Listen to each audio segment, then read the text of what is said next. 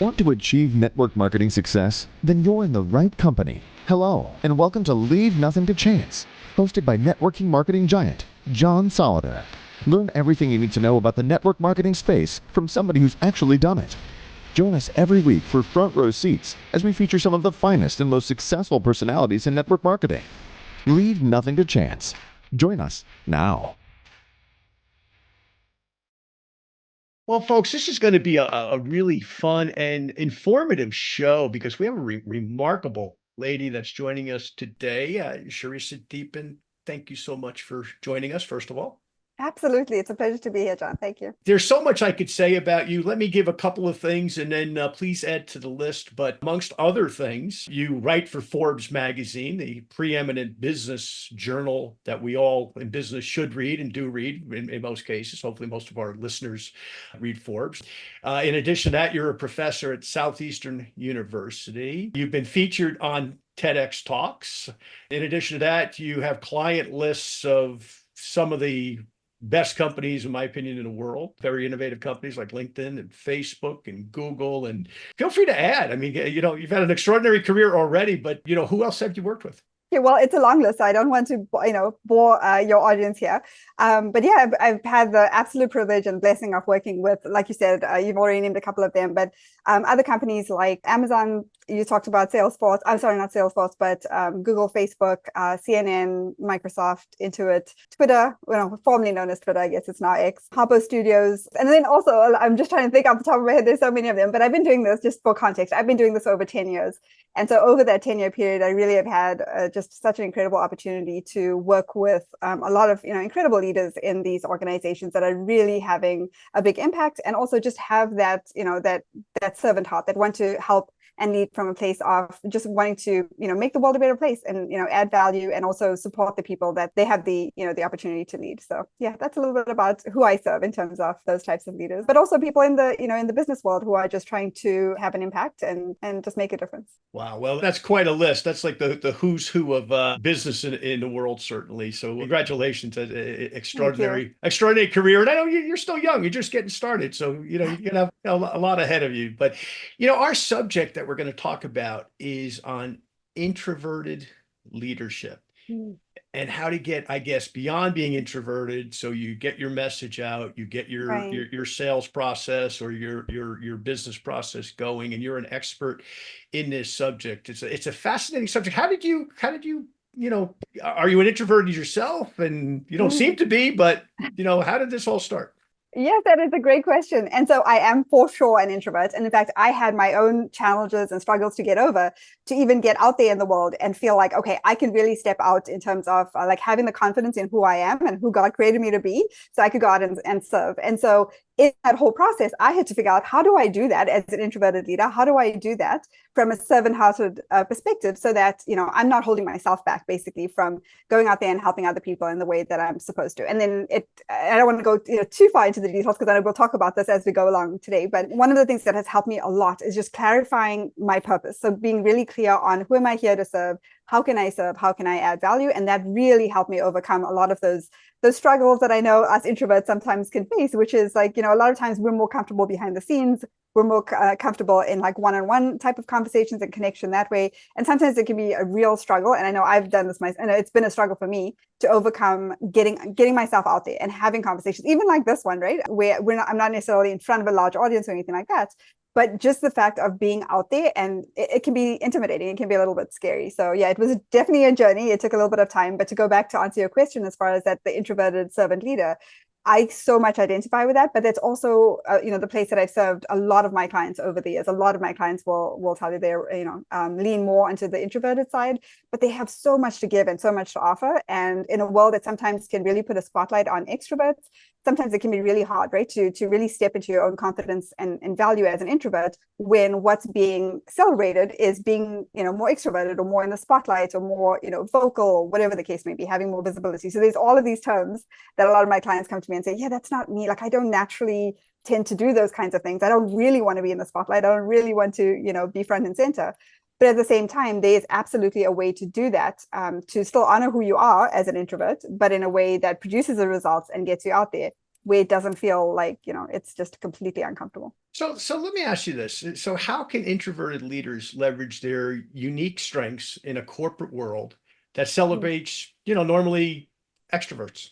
Oh, I love that. Okay, so there's a couple of different things. First, it's so important to understand the the strengths of an introverted leader. So once you understand your strengths and the things that you actually do really well and the things that help you being an introvert, it's that much easier to be able to say, okay, I know that these are actually strengths. I don't have to compare myself to somebody else and put myself down for not being the way they are, but I can actually reflect on who I am and identify those strengths as an introvert, so that when you go out there as an introverted leader, you know exactly how to play to your strengths. It's what I call your leadership zone of genius. So this is the term I use in my coaching. Once you understand that leadership zone of genius, and that's where you function the best, knowing who you are, knowing how to kind of blend your experience, your strengths, the value that you believe that you're there to provide. Once you have a good idea of that, it's so much easier to step into your full confidence. So to give you an example of some of the strengths of introverted leaders tend to be very perceptive. So for example, if they're in a meeting with a group of people, they will most likely pick up on things that are unsaid in the room. They're able to kind of connect with people on a different level because they are always processing. They're always taking in information and internally processing what's going on. So they're not necessarily going to be the first ones to step up and speak, which means they're really good active listeners.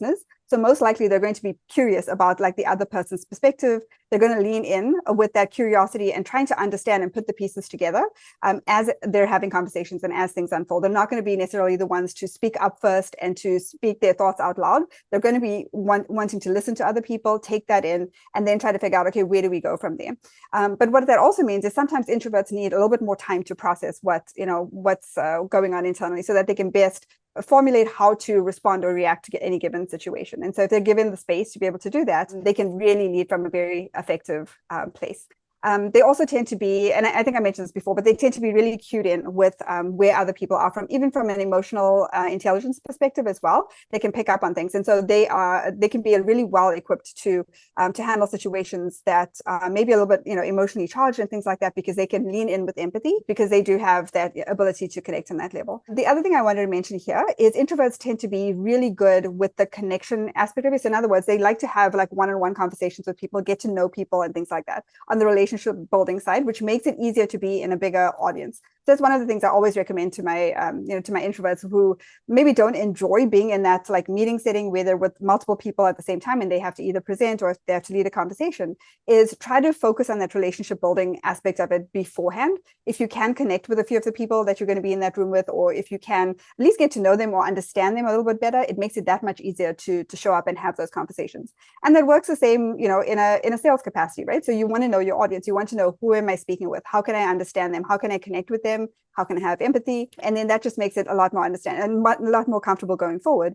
Also, if people know that you truly care about them and that you're taking the time to understand them, it just breaks down so many barriers as well, especially in a sales setting, right? So if people feel like, okay, this person actually is taking the time to get to know me rather than jumping straight to, whatever it is that they want, it makes them a lot more open. So I know I just covered a lot there, but hopefully that answers your question, John. It does. And I'm formulating more as we go here, but let's talk about some of the practical steps that people can take to start to implement servant leadership principles in their business. Okay. So one of the things I would say is get really clear on your why. Because if you don't have something, that North Star, that thing that is so important to you, that no matter what, you will show up every day and be committed to what you're doing, it makes the rest of it a lot more challenging. So if you want to be a servant leader, and if you truly genuinely want to care for your team and support them, know why that matters to you. Why is that important to you? What is the end goal? Because without knowing that, without that driving force, it's more difficult to get people on board and on the same page. But when you can clearly articulate what is your mission, what is your vision, what are you all working towards, it makes it that much easier when everyone's on the same page. We're all working towards a common goal. And then it's a little bit easier to lean in and say, okay, how can I help and support you now that we know we're all moving towards the same goal and that we're committed to it? So that's where I would say to start when it comes to servant leadership, is just make sure you are very well aligned with ultimately what is it that you want, but also what is the main goal? What is that driving force behind why you do what you do? And then making sure there's alignment there across the people that you're serving. So, your team. And then from that place, then lean into that servant leadership perspective of, okay, now that we're aligned, now that we know what we're focusing on, we know our individual roles and responsibilities. Now, how do I step in as a leader to support you in the best way that I can? And what strategies can a introvert use to, navigate in the corporate world today? So again, it goes back to what is the intention? Like as an introverted leader, it's going to be really important for you to get really clear on what am I trying to achieve here? So if you want to say get visibility, right? So say you want to have more responsibility and you want to continue to have a bigger impact. If that is your goal, and then you feel like part of that goal is to create more visibility for yourself and your team, you need to get out there and help people to understand what you do, how you add value, so that you can have that you can create more opportunities for yourself. Then that would be an example of an intention. So you have to start with the intention. Why are you doing, why do you want to, if it's visibility that you're after, why is that so important? Because being able to articulate that is also going to be really, really important as you move forward in your career. It also makes it really easy, much easier for introverts to step into visibility and like being more out there, being more outspoken if they have a purpose, if they know that is going to support something that is really important to them. Because otherwise it becomes really, it's very easy for an introvert to shrink back and just be like, oh, I'll just focus on my little space and I don't really want to go out there or, be in the spotlight. But if there's the genuine reason and purpose behind why you do what you do, it's that much easier. And I'll give you an example just from personal experience as well. So the TED Talk that you mentioned earlier that I did a few years ago, I would never, if you had told me even a year or two before I did that's something I would have done, I would have said, absolutely not. As an introvert, no way. Like I'm not taking the stage. I do not want to be in the spotlight. I will have these conversations like one-on-one, but that is not for me. But one of the things that really helped me so much was clarifying what I'm here to do and who I'm here to serve. And so once I became really clear on, okay, I know I have a message, and the way that actually unfolded, and hopefully this is going to be helpful to your audience to kind of inspire some ideas around this. The way that I unfolded is I tested it out. So I had this idea of like, and the TED Talk was around the pursuit of happiness in the workplace. So I had this idea. I was like, I have a lot of great ideas around how we can cultivate this culture of happiness in the workplace. And so the way I tested that out is I wrote an article. So I started off by writing an article on LinkedIn. And then it started to get traction. Like people were interested and they were asking me more about it. And then I pitched that to Forbes. I was like, okay, so here's what I've done. There's a lot of interest in this area. Here's the article. Would you be interested in publishing this? Because in my mind, the reason I did that was not for visibility, but it was more about if I can get this message out to more people, because it's starting to, I'm starting to see that it's helpful. The more I can help more people, that was my intention. If I can just help more people, then I need to get out of my own way and then move this thing forward. And so that's how that all unfolded. And then the Forbes, article led to the TED Talk after that. And so I just kept asking the question.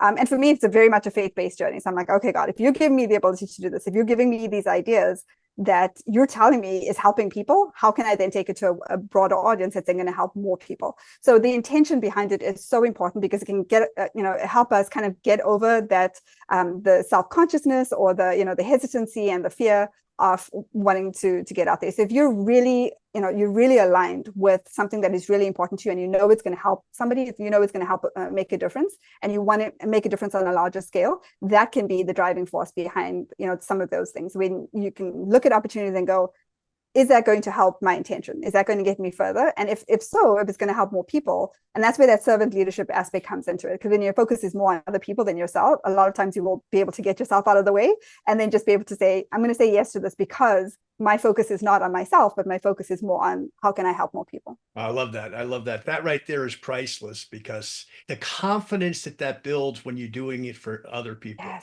Oh my goodness. Yes. I love that. That is just amazing what you just said there. And we all need to embrace that as people who speak and work with the public, that, hey, I'm trying to help them versus, yeah, I'm going to make more money. Good for me. But at the end of the day, if I have dollar signs in my eyes versus how do I serve humanity? Wow. Love it. Love it. So let's talk about leadership a little bit. How can leaders develop a strong executive presence? Okay. So I feel like there's a theme that's coming out of our conversation. And again, it goes back to being really clear on who you are and the value that you add.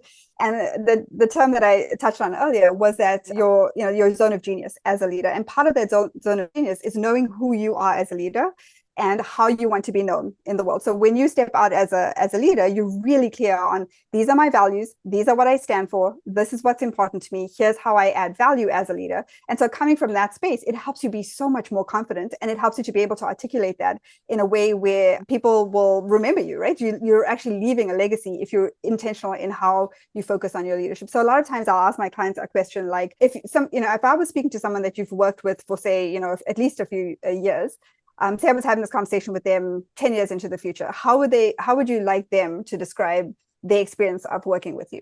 And a lot of times that answering that question really helps to nail down, okay, this is what this person feels is really important that people know about them, or this is how they articulate how they add value and how they help people. So if coming from that space and leading from that space of like, this is who I am, I'm very grounded in what I'm here to do, how I can serve, how I can really lead from a place of strength, it makes it that much easier to then, lead a team and say, okay, this is how I'm going to lead. This is who I am. And then, of course, you can connect with, now, what is it that you need from me? Like, this is my approach or my style or my values.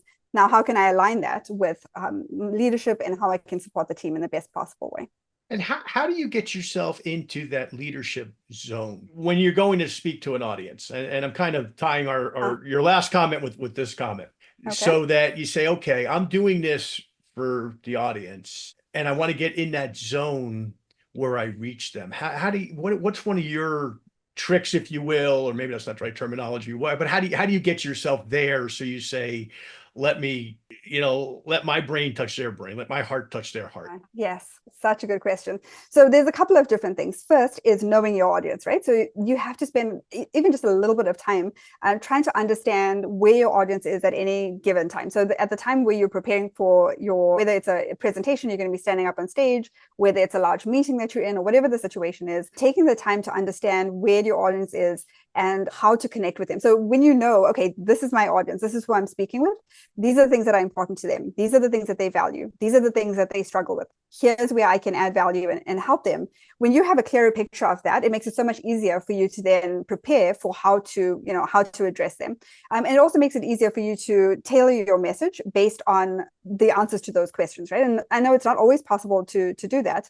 But at the same time, when you have your audience in mind and when you're really clear on the value that you provide and you can connect those two, it makes it that much easier to prepare for, whether it's getting up on stage, leading a meeting or anything like that. So I would say that would be where I would start, is those two areas. One is knowing your audience and asking yourself, and I take my clients through this process when they're preparing for any kind of presentation or anything like that. There's a series of questions that I ask them for them to get into the mindset of, how do I put myself in the shoes of my audience to understand how I can connect my message. And then the second piece of that is the value that you're adding, right? So being very clear, what is the intention of whatever it is that I'm presenting? What is the end goal? And so when you're really clear on that, and when you're looking at it from a servant leadership perspective, so you're looking at it through the lens of how can I serve my audience rather than what's in it for me, it just shifts everything. It makes it so much easier, but also it helps you get in the right mindset. So when the message is being received, it's being received from that servant leadership place and not from a place of like sales, and I'm trying to sell you on some idea or something that I'm here to promote. It's more about how can I connect with you in a way where you generally feel like on some level that I understand where you are, where you're coming from, so that as I go into the next part of like, okay, this is what I'm here to present, and this is how I feel I can add value. It's just that much easier, and they're more open to receiving what you have to say when they feel like you really took the time to try to care and understand about who they are and where they are at that particular point in time. So that's where I would say would be a good starting point when it comes to like preparing to take that position of authority in that, when you are presenting or anything like that. Also remember, you're there for a purpose, right? There's a reason that you are in that place where you are addressing an audience. And so standing in your confidence in that as well, knowing that they are there because they want to hear from you. They're not there to judge you. They want to hear what you have to say because you are the only person in that room that has the level of information, experience, all of those things that they're looking for. Otherwise, they wouldn't show up. So that's another thing to keep in mind from a confidence standpoint, is just remember, you have the authority already. You have the ability to do what you do. You just have to be able to step into it in that moment, knowing that they are there to hear and to learn from you. And so when your focus is on the audience, and my focus, in fact, for the TED Talk, this is what got me through that TED Talk and to be able to actually get on stage, is I thought, if this message only helps one person, then I'm good with that. Then I've done my job, and I can step away going, whatever happens after this happens. But my intention is I want to try to help one person experience even just a little bit, a little higher level of happiness in their workplace. And if I've done that, then that's good enough for me. I'm going to get over myself, focus on the message and how that can be impactful to that one person. And if it impacts the entire audience, oh my goodness, that's just a bonus. And it's a perfect segue to my next question, because most of our audience are people in the direct selling industry, part-time, full-time. I've got some people in the financial service business. I've got a good following there because I've had two lives, one in network marketing and the other in financial services. So I've got some listeners from that space. And the question is this, Sharissa, whether it's insurance, right, where everybody's selling the same product, Yes. or it's network marketing where whatever company they're in, they're selling the same product as 10,000, 20,000, 50,000, 100, a million other people. Okay. Yeah. Same in the insurance business, right? The product is the same. It's not like, one distributor gets this or one salesperson gets this, another person gets this. They're all selling the same stuff. I guess my question is this: when you're in an industry where the product has a consistency of here's what it is, the people who are stepping out and becoming successful in both of those industries, in my opinion, here as we get to the end of 2024, beginning of 2025, are the people who have figured out, how do I develop my personal brand where, yes, I sell that product, but you're buying from me, you're dealing with me. What are some of your steps to helping those folks to facilitate that? Oh, absolutely. So there's a couple of things to keep in mind. And I love that you just brought this up because it is very relational, right? So especially when whatever it is that you're selling, people can buy that from various sources. It's going to be so important for to focus on why should they buy from you versus somebody else. And again, it goes back to that relationship. If you can demonstrate to them, and if you can clearly articulate the benefit of your product for whoever it is that you're selling to, it makes it that much easier. So if you know clearly, okay, this is maybe a challenge that they're having, and here's how the product can help them address that challenge, and you can clearly articulate that, that's going to be really important. If you have the opportunity to build a relationship and actually get to know a person, so I don't know if that's whether that's in a one-on-one setting or whether you have a specific niche of your customers that you're focused on, and really understanding what are their needs, where are they, kind of going back to what we were talking about earlier, like understanding your client as best as possible. It's that much easier for you to connect the benefit of the product that you have with how to communicate that with them in a way where they're like, oh my goodness, the benefits that you've described is everything that I've been wanting. It's even better, right? If you connect with them on an emotional level, and if you're able to articulate how their product can help them to get whatever benefit they need, and to be able to, whatever, it doesn't matter what the product is, but if you can clearly articulate that and meet them where they're at, it's going to be that much more powerful. But of course, it starts with you believing in the product yourself, right? Because if you don't know enough about your products, if you don't understand the benefit, if you don't, maybe you haven't experienced that yourself, it becomes that much more challenging. But if you can connect that with your own story and your own experience, or experiences even from your past clients, that's where it can really get even more powerful. Because if they can see, okay, this has actually worked for somebody that's maybe similar to me, or I can connect with in a certain way. Even better if it's yourself. So if you've had experience with the product yourself and you believe in it, and you can speak from a place of authenticity when it comes to whatever that product is and how it can provide a benefit, I think that helps. But again, it goes back to that relationship, knowing your audience, being really confident in your product yourself, and then being able to articulate that, and also being able to share from your own perspective, because people relate to other people, right? If they feel like they know you to some degree and they can relate to something about you, that makes it a little bit easier. And I know for introverts sometimes that can be a challenging thing, right? Because we tend to hold everything a little close to the chest and we don't want to share too much. But even if a little bit of that, of your story and your background and what even led you to sell this product and to be interested in this product in the first place, I think that helps people to connect even better with you. And it helps you stand out in a marketplace where they have, a lot of other options. Now, in this world that we're living in now, that for an old guy like me is still all new. Fortunately, I have a 29-year-old daughter and a 21-year-old son that are guiding me through all the social media stuff, the TikToks and all the other stuff. But how important is that, be you an introvert or an extrovert in business today, to have that social media presence where somebody says, just like you and I, we were strangers a few days ago, and all of a sudden, okay, who is Sharissa? I'm like, oh, wow, what a fascinating woman. Wow, look at all this great stuff that she's done, right? Where I felt like I know you when we got on here this morning, like we knew each other, a little bit about me, same thing, right? From, okay, who am I talking to, right? Which, it gives people at least a comfort level where they have an idea, who am I talking to? How important, my question is, how important is that they get on, maybe not the specific social media, maybe all of them, right? From YouTube to TikTok to versus at least having something where somebody can say, hey, I'm looking at XYZ network marketing company opportunity, but I want to know who John is before I go and I spend an hour of my life sitting in front of him or on a Zoom call or whatever the media is that you're communicating on. How important is that, be it a network marketing or any business environment today, that somebody has that a priori knowledge of that individual that they're going to be speaking to? Yeah, I think that's absolutely critical. But you hit on something that's really interesting, because there's so many options of how you can go about doing this, right? So, and kind of goes back to knowing your audience. You have to know where your audience is. So, and also like, generationally too, right? Where's your audience? And then are they most likely to show up? So are they people that spend most of their time on Instagram or Pinterest or TikTok or whatever it is? Or is it more of a professional audience where you're most likely going to find them on LinkedIn?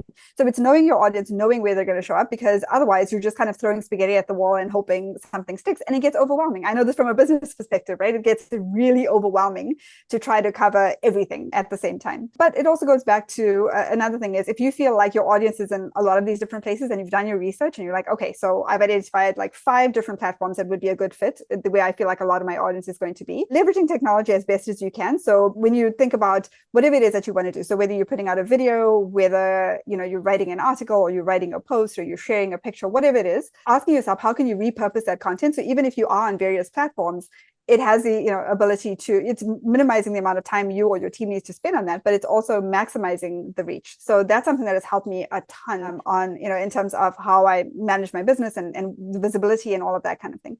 Another thing I will say, going back to the story and my background, I can't tell you how many times I've had people who have gone to my website. Maybe they found my link to my website on my LinkedIn profile or something like that. They go to my website, they look at the about page, because who they're doing business with really matters, right? And so they look at my about page, they see my story, and then they book a call with me and say, you know what, I really resonated with X, Y, and Z, like all these things that I read in your profile, Sharissa. So that's why I reached out to connect with you. So it is important to share a little bit more about yourself, how you got it to do what you're doing. If you're selling a product, for example, what has been your own journey, right, to get you to that point? And it doesn't have to take a ton of time either. You can figure out what's the best in terms of how often you want to post and that kind of thing. But I would just say, if you're overwhelmed by the whole idea of social media and all of that, just be very clear of where your audience is, because you don't want to be on every single platform if that's not going to give you, it's not going to give you that return of investment of your time. And you also want to repurpose content as much as possible, so it saves you a ton of time, but still gets you in front of the right audience. So yeah, I would just say, just focus building your profile. Like, what do you want people to know about you? So when they land on whatever profile page or whatever it is that they're seeing, what's going to give them the best opportunity to know who you are and to be able to connect with you, and then clearly know what is that next step. How do they reach out and connect with you? And then as far as social media, just be really, really mindful of where you need to be, and then get the help that you need to get everything set up. And I know I had to get help to try to figure out what's going to be best for me, and how do I leverage that in the best possible way. And there is so much to learn, and yet at the same time, would you agree everybody needs to at least say, hey, here's who I am, to your point. Maybe I am that introverted person. I've never sold a thing in my life, but because of the economy, I'm starting my own business, and maybe I'm in my age group. Okay, I'm technically a senior citizen now. Okay, much as I hate to admit that publicly, but but there's a lot of people in my age group, 60 plus, where it's like maybe they're retiring early, or whatever they sold, the market is drying up because of the economy, and they're saying, hey, I'm going to sell XYZ. And they want to let their friends and relatives know that, but they also want to let the community know that, which is much larger than just the people, obviously, that they know. Yes. It's so important. So it leads me to my next question. Okay, let's talk a little bit about leaders and how they position themselves for their next role in a line. It's a perfect segue to that illustration, and probably a million others. I mean, there's a lot of young moms, for example, doing the same thing, where they were in the workforce and maybe they have 2-3 kids, and they have to stay home for the kids' schedule, but they still need to make income. Whatever their situation is, how do they align for that next role, so to speak? Okay. Oh, that is a good question. So, and I was a single mom for many years, so I can so relate, from a mom perspective, and trying to juggle it all and trying to figure out, okay, where do I put my time? What is it that I need to do? So as far as preparation for whatever that next step is, whether you are going to go into, part-time work, or you're taking on a full-time role, or whatever it is, a couple of things to keep in mind. One is, be really clear on what you need and what you can accommodate in your current schedule. So of course, as a mom, you're juggling so much already, right? So being really clear clear on, okay, when I'm looking for or aligning myself with the next opportunity, what is it that's going to help me to balance what I have so that it doesn't stretch you too thin and you don't lead to burnout? Because I was at that point at some point in my career, in my corporate career, before I transitioned into coaching.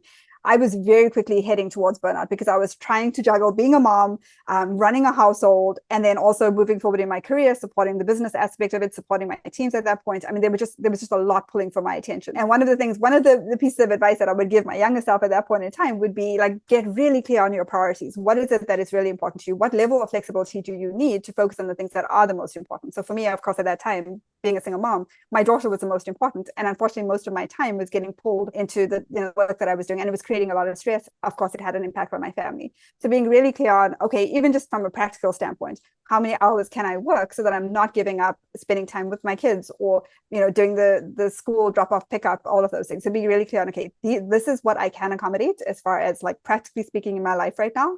And the business or whatever you decide to do next is going to have to kind of, fit into that. I think that's a helpful place to start. And then the second piece of it is also figuring out where you want to add that value. So what is it, whether it comes from your past experience that's going to help you to step into that next role, whether it comes from, and maybe it's an area of interest that you've never explored before, but you want to use your transferable skills to step into a completely new space, like direct selling, right? You might never have done direct selling before. You may be an introvert and you're like, oh, this is all a little bit intimidating. One thing I would say about that is find someone that has done it. Find someone who, who you've identified who has walked a similar journey. Maybe they're a mom, maybe they've been able to do this and make that transition and make it work and have conversations. I know as an introvert, it's sometimes hard to reach out to people, but that's absolutely what I would suggest doing, is reaching out to those that you can identify as, walking a similar path to you and being maybe a couple of steps ahead of you, because those are the people that have already navigated what you're going through and that can really help you to navigate that. Another thing, as a coach, of course, I'm going to recommend coaching, right? So a coach can be instrumental in helping you figure out how to make that transition and giving you the clarity maybe that you need to figure out, okay, what is going to be the right fit for me? How do I evaluate that? How do I evaluate that based on my skills, my experience, my interests, all of those kinds of things, and based on what I'm trying to achieve, right? Again, it goes back to starting with the end in mind. That's a Stephen Covey thing, right? So, but it's so applicable to every single one of these situations. Is what is it that I'm trying to achieve? What is the end goal here? Because it's easier to work backwards from that and go, okay, based on what I'm trying to achieve, and then all these other factors that come into play, like what I need in terms of my role as a mom, and then how once you create that, like and another term we use to describe this is like kind of your ideal career profile, right? So especially if you're preparing for that next role, ideally, what is it that you're looking for? Getting clarity on that. What are your minimums, and then what are your ideals? Because that will help you evaluate other roles. It'll help you prepare for whatever's coming next. And then I would say also, going back to what I said earlier, find somebody that has already got success in this area, because there's something to be said for that, right? So if you can have the confidence based on the fact that you see that other people have already done it, and those people can actually help you to navigate along the way. That just makes it so much easier. You need support. I will tell you that, like, I'm very big on support. So the more you can have that support system in place, the more likely it's going to be that you're setting yourself up for success. And I love what you said there, because I did a thing on YouTube that we haven't published yet, but on my YouTube channel about a week ago on mentorship.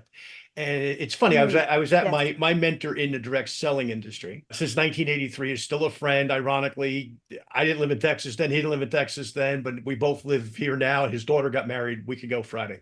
So we went to the wedding and we had all these pictures and all that together. And I said, I'm gonna do something on mentorship. And then all of a sudden I started realizing he was my mentor in direct selling. I had a mentor in the financial service business. I had a mentor in my athletic life. I had mentors. Amazing. You think your parents should be your first mentor, or at least one of them, right?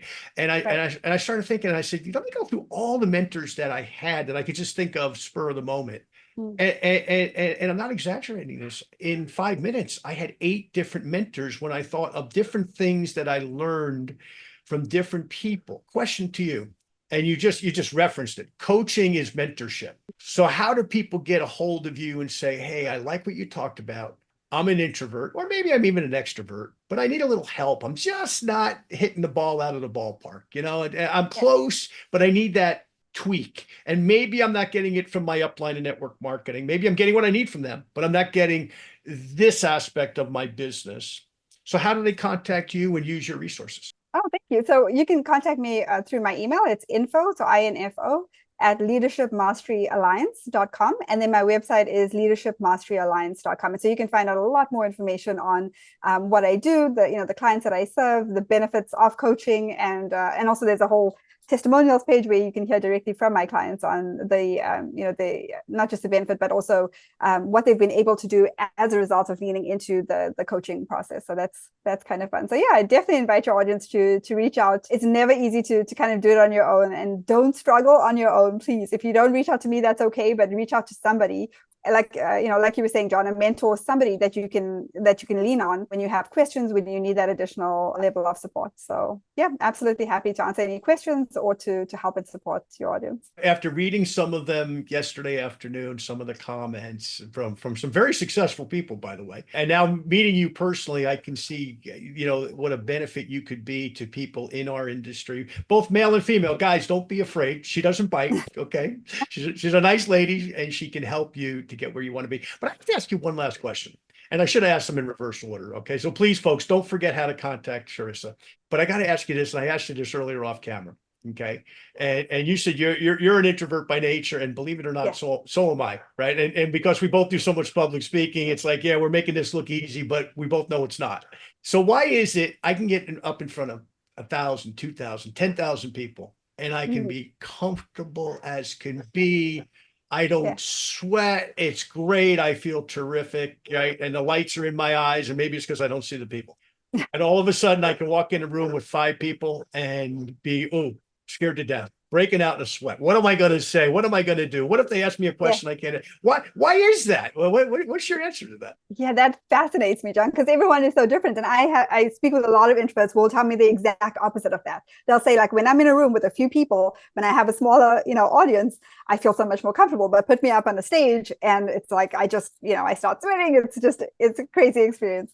So it's so interesting how people, and it really goes to, what is it that you're telling yourself? What are you believing in that moment? What causes you to feel that way? So that's a question that I would ask you. In those different scenarios, what do you think contributes to you maybe being more nervous in a smaller setting versus in, maybe on a stage where you have a larger audience? And you just touched on maybe one thing, right, that contributes that, where if you're standing in front of an audience and you have all the lights and you don't necessarily see them. So that could be something that contributes to you feeling like, okay, I feel more comfortable because I can't really see my audience. And, when you're presenting, it's kind of a one-way thing, right? So you're presenting to an audience, you're not necessarily in that interaction. So there's a lot to unpack there, but that's a question that I would ask. What is going through my mind? What is my belief around how I'm showing up here? And what contributes to me feeling this way? Because that's really where it starts. And so that's what I would suggest doing that as a starting point, is asking yourself what contributes to you feeling that way. And then the second thing also is just knowing yourself well, right? So knowing yourself as far as when you go into any type of situation, again, it goes back to the intention. What is the intention behind why you're standing up on that stage?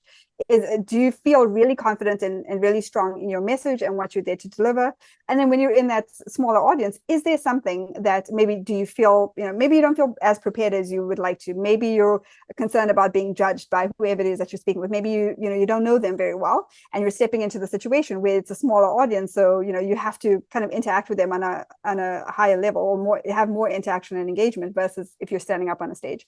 So there's a lot to unpack there, but that's really where, as a coach, that would be one of the first questions that I ask you is, okay, what do you think contributes? Let's have a conversation around what's coming up in that moment. Take me back to the moment when you step out there and how you're feeling and what are you thinking and what is that process that you go through? Because that's going to help me identify, okay, what is the root cause of it? And then also, how do we address that going forward? So that's a really big question. There's no specific answer, but that's where I would go in that exploration of, okay, let's figure this out. Let's try to see how going forward it can be, like, especially if you and it's also about choice, right? So if you feel like, okay, there's certain situations that I just don't want to put myself in, but there's other ways for me to achieve my goal, then that's perfectly fine too. So there's options there. So you don't have to feel like I have to constantly put myself in situations where I feel completely uncomfortable. There's ways of going about figuring out, okay, is that even the right space for you? Or maybe it's just the way in which you approach how you show up that can be a little bit more comfortable if you choose to do that. I lied. One last question, because I can interview you. By the way, I can interview you all day. And I know, unfortunately, Sharissa lives in Florida and she's got a hurricane coming maybe in 2 days. So she's got a lot to prepare for beyond business today. So I don't want to keep you too long, but let me ask you just one last question. Worries. And then hang on. When we finish the interview, we just got a little fast housekeeping to do. Okay. Absolutely. So one question, two parts. One thing they need to stop doing, one thing they need to start doing to make a change in their business. So let's start with one thing to stop doing. That's a big question. So as far as stopping, I would say get really clear on what holds you back. So identify, first of all, what are the things that you believe that hold you back from moving forward and getting the results that you want. Once you've identified that, then figure out ways to either minimize the ways in which you hold yourself back, or just figure out how you can stop that altogether. So to answer the question of what do you need to stop doing, be very clear on what is it specifically that is holding you back, and how can you either lean in so that you're not holding yourself back, or how can you pull away from stuff that is just not helpful to you, not helping you at all. And then as far as what to start doing, first of all, start with your mission, right? So why are you doing what you're doing? What is going to be that driving force that even when your days get tough, which there's going to be tough days, right? There's never going to be all smooth sailing and all easy. We wish it was. But in those days where it gets tough, right? You're going to question, you're going to doubt, you're going to, question, am I even on the right path? Should I be doing this? Should I even, pursue this? Should I put my time and focus on that? Especially if you're juggling other things. If you're a mom and your time is obviously, all of our time, they're really, really precious. But just be really, really clear on why you're doing what you're doing. What are you trying to achieve? And what is that one next step that you can start doing to get you in the right direction? Great. Well, this has been an honor and a pleasure, and continued great success. And folks, I hope you tie into some of what Chris is offering here today, because I think it's a game changer. Thank you, John. Thank you. Thank you for listening to this week's episode of Leave Nothing to Chance. If you want to know more about what it takes to succeed in the network marketing space, join us again next week for another amazing episode. For additional resources and to connect with John Solleder, visit leavingnothingtochance.com. Don't forget to leave a review, and we'll see you next time.